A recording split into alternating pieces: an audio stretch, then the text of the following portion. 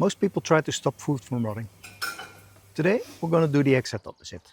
We're going to let this cabbage rot on purpose. That process is called fermentation, or in this case sauerkraut, and it's surprisingly easy to do. Alright, let's go see. Dit is gewoon. Now before we start, we're not a cooking channel. Most of what we show here is simply what we do with the things that come out of our garden. Full honesty though, this cabbage is store-bought. We ran out of cabbage in the garden a little earlier than expected.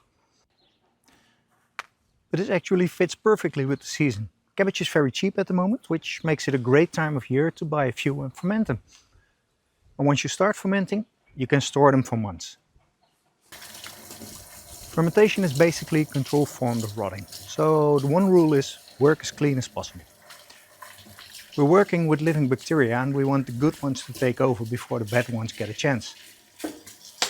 So start by washing your hands thoroughly and make sure your jars, tools and working surface are properly clean or sterilized. I also like to wash the outside of the cabbage before cutting it. Take one or two of the outer leaves and set them aside. We'll use those later when filling the jars. If the core is very large, you can remove it, but in this case I just left it in.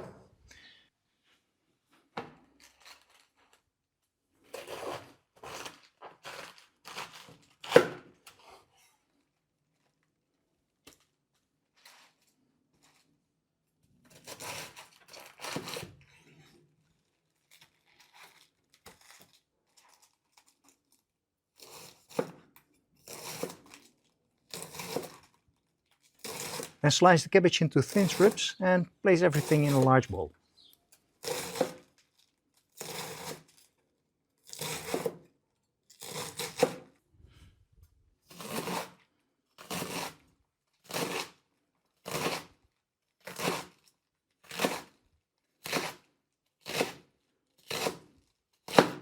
Next step, weigh the cabbage.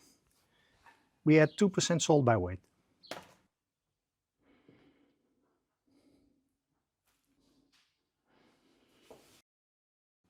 So if you have 1 kilo of cabbage, you add 20 grams of salt.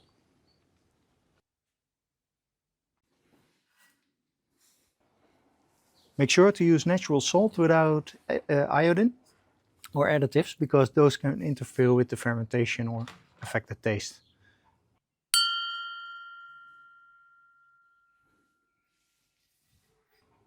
Sprinkle the salt over the cabbage, and now comes the slightly therapeutic part. Start squeezing, pressing, kneading the cabbage for about 10 minutes.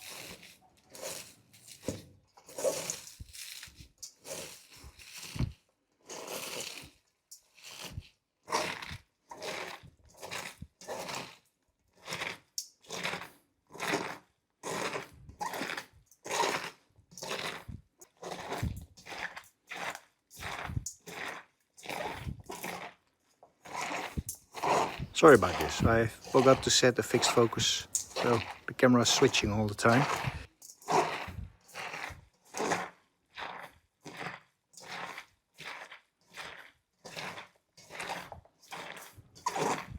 After a few minutes you'll notice something interesting. The cabbage starts releasing water.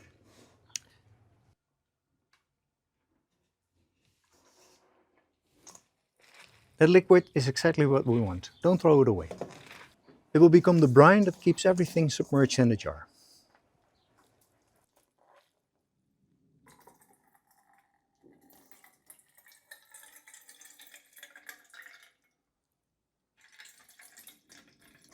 Now take a clean jar and start packing the cabbage in tightly.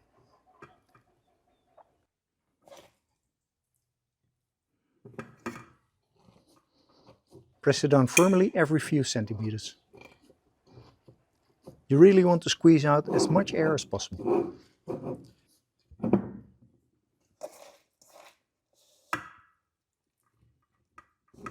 If you work in batches like I did because the bowl wasn't big enough, just combine everything again while packing the jars.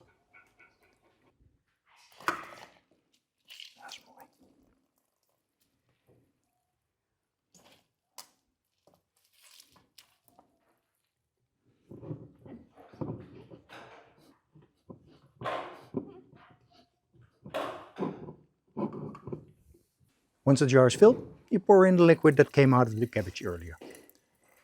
Sometimes there isn't quite enough liquid, and if that happens, simply add a little water with 2% salt dissolved in it until the cabbage is fully submerged. Remember the outer leaves we set aside earlier? Place them on top of the shredded cabbage. They act like a natural lid and help keep everything underneath the surface of the liquid. And keeping everything submerged is really the key to successful fermentation. Sometimes I add a small weight on top. For this batch I tried doing without one at first, but eventually I added a small bag of water just to keep everything down. These jars have a lid with a one-way valve that allows the gases produced during fermentation to escape while preventing air from coming back in. Now the jars go into a cool, dark place for at least 2 weeks. After about 3 days, the fermentation really starts to kick in. You can also experiment with flavors. In this jar I added dill, pepper and mustard seeds. There are endless variations out there, so once you get comfortable with the basic method, it's fun to try different combinations. And it doesn't have to be white cabbage either. Red cabbage works beautiful for sauerkraut too. These jars hold about 2 liters of sauerkraut. For us that's roughly about 5 portions.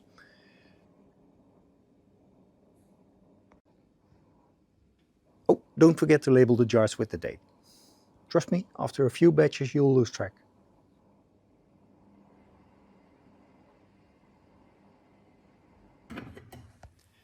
When you open a jar, always check the surface first. You don't want to see mold or strange discoloration. And the smell should be fresh and pleasantly sour. If something smells wrong, trust your nose, don't use it.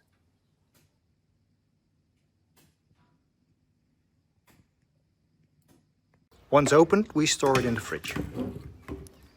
Keep it submerged or vacuum and you'll be able to store it for a long period.